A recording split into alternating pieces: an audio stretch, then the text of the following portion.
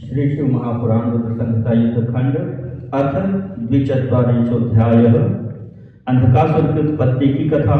शिव के वरदान से हिरण्याक्ष द्वारा अंधक को पुत्र रूप में प्राप्त करना, हिरण्याक्ष द्वारा पृथ्वी को पाताल लोक में ले जाना, भगवान विष्णु द्वारा वराह रूप धारण कर हिरण्याक्ष का वध कर पृथ्वी को यथास्थान स्थापित करना। नारद उवाच शंखचूडवधं श्रुत्वा चरितं शशिमौलिनः अहं तृप्तोऽस्मिनो त्वत्तोऽमृतं पीत्वा यथा जनः ब्रह्मण्यचरितं तस्य महेशस्य महात्मनः मायामाश्रित्य संलीलां कुर्वतो भक्तमोददान्। नारद जी बोले, शंखचूड के वध से संबद्ध महादेव जी के चरित्र को सुनकर मैं उसी प्रकार तृप्त नहीं हो रहा हूँ जिस प्रकार कोई व्यक्ति अमृत का पान कर तृप्त नहीं होता है। इसलिए हे ब्राह्मण, माया का आश्रय लेकर भक्तों को आनंद प्रदान करने वाली उत्तम लीला करने वाले उन महात्मा महेश का जो चरित्र है उसे आप मुझसे कहिए।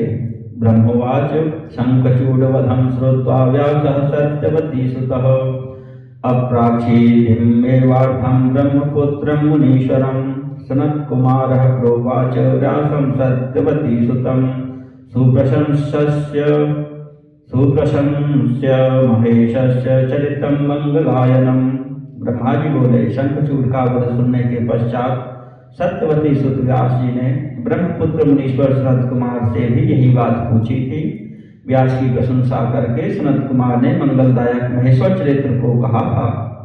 सनत कुमार वाच शृणु व्यास महेशस्य चरितं मंगलायनम यथान्धको गणपत्यं प्राप शंभो परात्मनः कृत्वा परम संग्रामं तेन पूर्वं मुनीश्वर प्रसाद्य तं महेशानं सत्वभावात् पुनः पुनः महात्म्यमद्भुतं शंभो शरणागत प्रक्षिणः सुभक्तवत्सल्यस्यैव नानालीला विहारिणः महात्म्यमेतद्वृषभध्वजस्य श्रुत्वा निर्गन्धवती सुतो हि वचो महार्थं प्रणिपत्य भक्त्या उवाच तं ब्रह्मसुतं मुनीन्द्रम्। हे मुनीश्वर, पहले तो उसने शंकर जी से घोर युद्ध किया, उसके बाद अपने सात्विक भाव से बारंबार उन्हें प्रसन्न किया। शरणागतों की रक्षा करने वाले परम भक्त वत्सल तथा नाना प्रकार की लीला करने वाले शंकर का महात्म्य अद्भुत है। शंकर के इस प्रकार के महात्मा को सुनकर सत्यवती सुत व्यास जी ने मुनीश्वर सनत कुमार को प्रणाम किया। सनत कुमार जी को प्रणाम किया, फिर भक्ति भाव से विनम्र हो ब्रह्मपुत्र मुनीश्वर से महान अर्थपूर्ण वाणी में कहा। व्यासुवाच कोऽयन्धको वै भगवन् मुनीश कस्यान्वये वीरवतः पृथिव्यां जातो महात्मा बलवान् प्रधानः किमात्मकः कस्य सुतोऽन्धकः कश्च। व्यास जी बोले, हे भगवान, हे मुनीश्वर, यह अंधक कौन था? इस पृथ्वी पर उसने किसके वंश में जन्म लिया? वह किस कारण से इतना बलवान तथा महात्मा हुआ तथा वह किस नाम वाला तथा किसका पुत्र था? तत्समस्तं रहस्यमद्य प्रब्रूहि मे ब्रह्मसुत प्रसादात् स्कंदां मया वै विदितिं हि सम्यक् महेशपुत्राद् मितावबोधात्। हे भगवान ब्रह्मपुत्र, अब आप इन सारे रहस्यों का वर्णन कीजिए। वैसे तो अनंत ज्ञान संपन्न महेश पुत्र स्कंद के द्वारा मैं इन बातों को जानता हूँ। गणपत्यं कथं प्राप शंभो परम तेजसः सोन्धको धन्य एवातीयो बभूव गणेश्वरः। महातेजस्वी शंकर की कृपा से उसने गणपत्य पद को किस प्रकार प्राप्त किया? वस्तुतः वह अंधक महाधन्य है जो उसे गणपत्य की प्राप्ति हुई। ब्रह्मवाच व्यासश्चैतद्वचनं निशम्य प्रोवाच सा ब्रह्मसुतस्तदानीम् महेश्वरोति परमाप्तलक्ष्मीः संश्रोतु कामं जनकं शुकस्य। ब्रह्मा जी बोले, हे नारद, व्यास जी के इस प्रकार के वचन को सुनकर ब्रह्मपुत्र सनत कुमार ने महामंगलदायक शिव जी के चरित्र को सुनने की इच्छा वाले सुखदेव जी के पिता व्यास से कहा। सनत कुमार उवाच पुरागतो भक्त कृपा करो सौ कैलासतः शैलसुता गणाढ्यः विहर्त कामः किल काशिकाम्भये स्वशैलतो निर्जर चक्रवर्ती। सनत कुमार बोले, किसी समय देव सम्राट भक्त वत्सल भगवान शंकर अपने गणों तथा पार्वती को साथ लेकर कैलाश से विहार करने के लिए काशी आए। सराजधानीं च विधाय तस्यां चक्रे परोतिः सुखदा जनानां तद्रक्षकं भैरवनाम वीरं कृत्वा समं शैलजयाहि बहविः। उन्होंने काशी को अपनी राजधानी बनाया, भैरव को उसका रक्षक नियुक्त किया तथा पार्वती के साथ मनुष्यों को आनंद देने वाली नाना प्रकार की लीलाएं करने लगे। स एकदा मंदर नामधेयं गतो नगं तद्वर सुप्रभावा तत्रापि नानागणवीर मुख्यः शिवासमेतो विजहार भूरि। पूर्वे दिशो मंदर शैल संस्था कपर्दिनश्चंड पराक्रम क्रमश्च चक्रे ततो नेत्र निमीलनं तु स पार्वती निर्मयुतं सलीलम्। किसी समय वरदान के कारण वे अपने गणों के साथ मंदराचल पर गए और वहां पर पार्वती के साथ विहार करने में प्रवृत्त हो गए। उसके बाद पार्वती ने नर्म क्रीड़ा प्रेम परिहास करते हुए मंदराचल पर पूर्व दिशा की ओर मुख कर बैठे हुए चंड पराक्रम वाले सदाशिव के नेत्र लीला पूर्वक बंद कर दिए। प्रवाल हेमाब्जधृत प्रभाभ्यां कराम्बुजाभ्यां निमिमील नेत्रे हरश्च नेत्रेषु निमीलितेषु क्षणेन जातः सुमहान्धकारः। तत्स्पर्श योगाच महेश्वरस्य करवचतश्चाह स्खलितं मदाम्भः शम्भो ललाटे क्षणवहनितप्तो विनिर्गतो भूरिजलस्य बिन्दुः। मूंगे तथा स्वर्ण कमल की कांति से युक्त अपनी दोनों भुजाओं से जब पार्वती ने उनके नेत्र बंद कर दिए, तब शिव के नेत्रों के बंद हो जाने पर क्षण भर में घोर अंधकार छा गया। तब सदाशिव के ललाट का स्पर्श करते ही उनके ललाट पर स्थित अग्नि की उष्णता से पार्वती के दोनों हाथों से श्वेत बिंदु टपकने लगे। गर्भो बभूवात कराल वक्रो भयंकर क्रोध परः कृतघ्नः अंधो विरूपे जटिलश्च कृष्णो नरेतरो विप्रतिकः सुरोमा। तब उससे एक बालक उत्पन्न हुआ जो भयंकर विकराल मुख वाला, महाक्रोधी, कृतघ्न, अंधा, जटाधारी, कृष्ण वर्ण वाला, कुरूप, मनुष्य से भिन्न स्वरूप वाला, विप्र तथा बहुत रोमों से युक्त था। गायन् संप्ररुदन्नृत्यमानो विलेलिहानो घनघोर घोषः जातेन तेनादभुत दर्शनेन गौरीं भवोऽसौ स्मित पूर्वमाह। उत्पन्न होते ही उसने गाना, हंसना, नाचना, रोना तथा जीभ चाटना प्रारंभ किया और वह महाघोर शब्द करने लगा। विचित्र दर्शन वाले उस बालक के उत्पन्न होते ही शंकर जी ने गौरी से हंसते हुए कहा। श्री महेशवाच निमील्य नेत्राणि कृतं च कर्म विभेषि सास्माद्य इते कथं त्वं गौरी हरात् तद् वचनं निशम्य विहस्यमाना प्रमुमोच नेत्रे जाते प्रकाशे सति घोर रूपो जातोऽन्धकारादपि नेत्रहीनः तादृग्विधं तं च निरीक्ष्य भूतं पप्रच्छ गौरी पुरुषं महेशम्। श्री महेश बोले, हे प्रिय, तुमने मेरे नेत्रों को बंद कर जो कर्म किया है, अब उससे भयभीत क्यों हो रही हो? महादेव जी के इस वचन को सुनकर हंसती हुई गौरी ने उनके नेत्रों को छोड़ दिया। तब प्रकाश हो जाने पर वह अंधा पुरुष अंधकार से भी अधिक घोर रूप वाला हो गया। तब इस प्रकार के रूप वाले उस पुरुष को देखकर गौरी ने महेश्वर से पूछा। गौरी उवाच कोयम विरूपो भगवन् हि जातो नावक्रतो घोर भयंकरश्च वदस्व सत्यं मम किं निमित्तं सृष्टोऽथवा केन च कस्य पुत्रः। गौरी बोली, हे भगवान, हम दोनों के सामने यह घोर भयंकर तथा विकृताकार कौन उत्पन्न हो गया है? आप मुझसे सत्य कहिए किस कारण से तथा किसने इसकी सृष्टि की है, यह किसका पुत्र है। सनत कुमार उवाच श्रुत्वा हरस्तर्वचनं प्रियाया लीलाकरः सृष्टिकर्तोऽन्धरूपं लीलाकराया जगज्जनन्या विहर्ष किंचित। भगवान उवाच सनत कुमार बोले, लीला करने वाले एवं अंधक को उत्पन्न करने वाले भगवान शंकर ने लीला करने वाली त्रिगत जननी प्रिया पार्वती की बात सुनकर हंसते हुए कहा। महेश उवाच श्रवम्बिकेहत भूतव्रतकारे उत्पन्न एकोद भूतचंड वीर्यः निमीलिते चक्षुषी मे भवत्या सास्वेदजो मेऽन्धक नामधेयः। महेश बोले, अद्भुत चरित्र करने वाली हे अम्बिके, तुम्हारे द्वारा मैंने नेत्रों के बंद कर दिए जाने पर तुम्हारे हाथों में श्वेत कण से उत्पन्न यह अद्भुत महापराक्रमशाली अंधक नाम वाला असुर प्रकट हुआ है। त्वं चास्य कर्तास्य यथानुरूपं दया ससख्या दयया गणेभ्यः सारक्षितव्यस्त्वयि तमहिवैकं विचार्य बुद्धया करणीयमार्ये। तुम्ही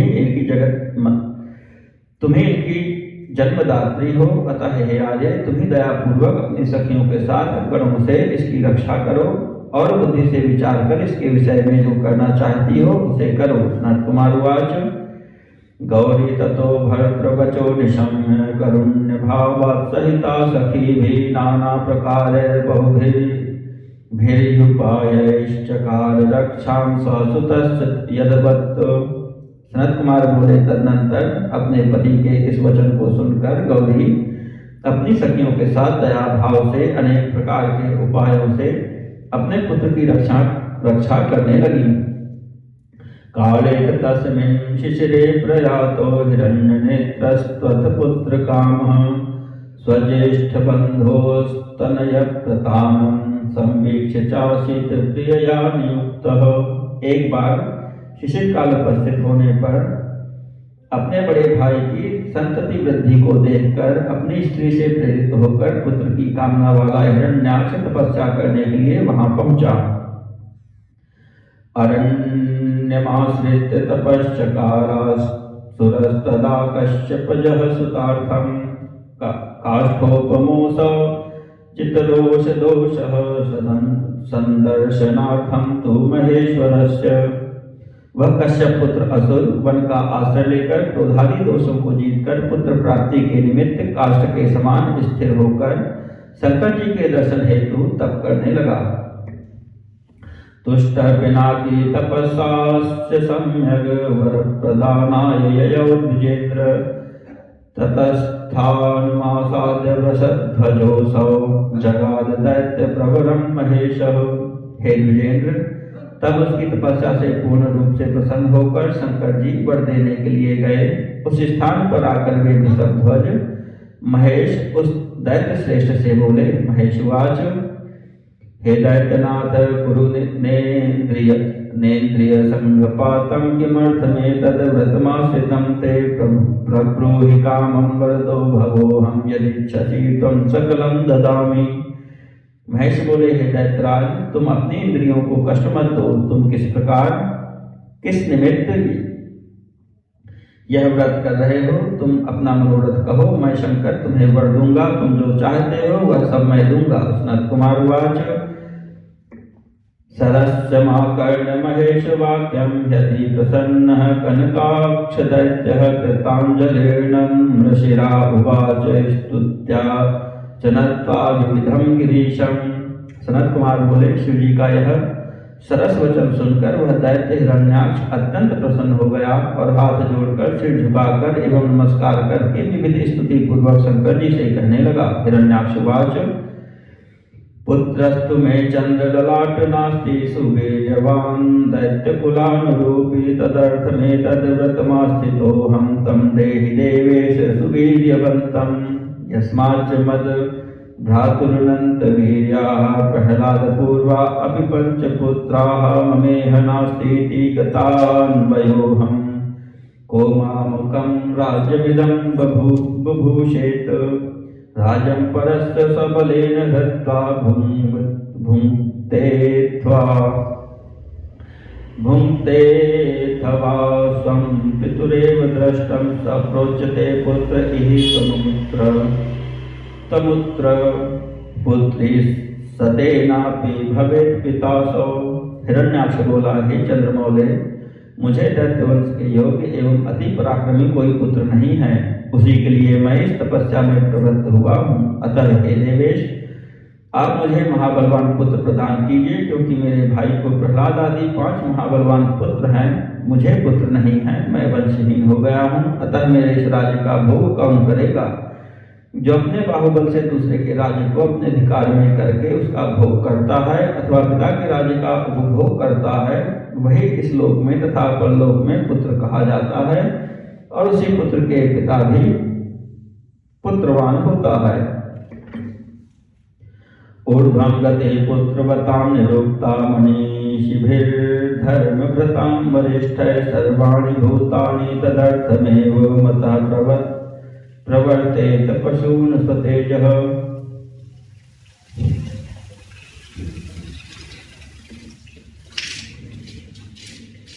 निरन्वयश्चाथ न सन्ति लोकाः तदर्थमिच्छन्ति जनाः सुरेभ्यः सदा समाराध्य सुरां घ्रिपङ्कजं याचन्त इत्थं सुतमेकमेव।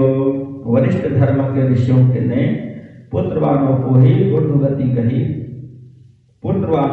ऊर्ध्वगति कही है, इसलिए सभी प्राणी उसी के लिए कामना करते हैं। अन्यथा मरने के पश्चात वह तेज पशुओं में चला जाता है, अर्थात व्यर्थ हो जाता है। पुत्रहीन को उत्तम लोक नहीं प्राप्त होता है, इसलिए लोग उसके लिए इच्छा रखते हैं और देवताओं के चरण कमल की आराधना कर उनसे पुत्र की भी याचना करते हैं।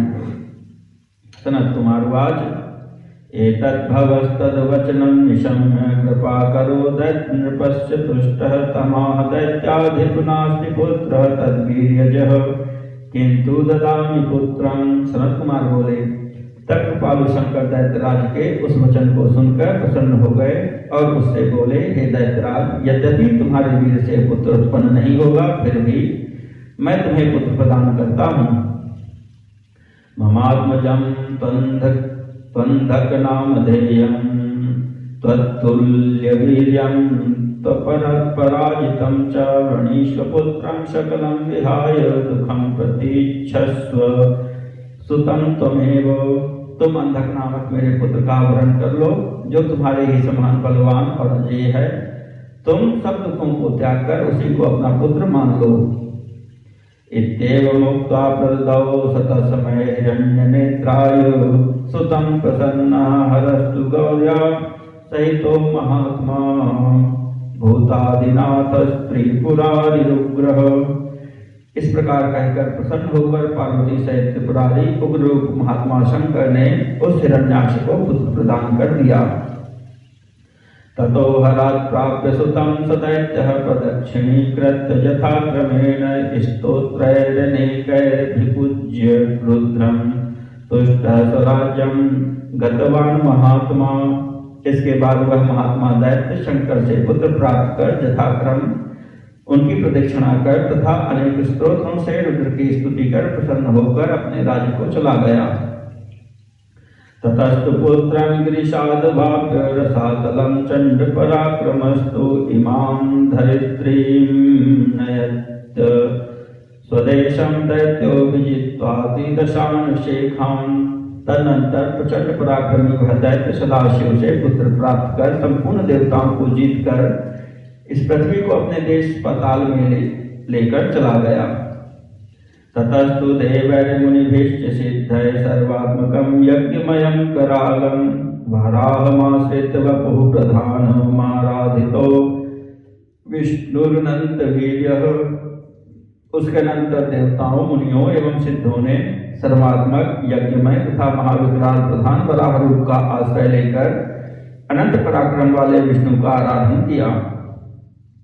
घोड़ा प्रहारैर्विविधैर्धरित्रीं विदार्य पातालतलं प्रविश्य तुण्डेन दैत्यान् शतशो विचूर्ण्य दंष्टाभिरग्रयाभिर्खण्डिताभिः। पाद प्रहारैर्शनि प्रकाशैरुन्मत्त सैन्यानि निशाचराणां मातण्डकोटि प्रतिमेन पश्चात् सुदर्शनेनादभुतचण्ड तेजाः हिरण्यनेत्रस्य शिरोज्वलन्तं चिच्छेद दैत्यांश ददाह दुष्टां ततः प्रहष्टोदिति दितिजेन्द्रराजस्तमन्धकं तत्र स चाभ्यषिञ्चत्। तब अपनी नासिका के विविध प्रहारों से पृथ्वी को विदीर्ण कर पाताल में प्रविष्ट हो तुंड के द्वारा तथा अखंडित दाढ़ों के अग्रभाग से सैकड़ों दैत्यों को चूर्ण करके वज्र के समान कठोर पाद प्रहारों से निशाचरों की सेनाओं को मत कर करोड़ों सूर्यों के समान जाज्वल्यमान अपने सुदर्शन से अद्भुत तथा प्रचंड तेज वाले विष्णु ने हिरण्याक्ष के तेजस्वी सिर को काट दिया और दैत्यों को जला भी दिया। हिरण्याक्ष के मर जाने पर उन्होंने प्रसन्न होकर अंधक को राजपद पर अभिषिक्त कर दिया।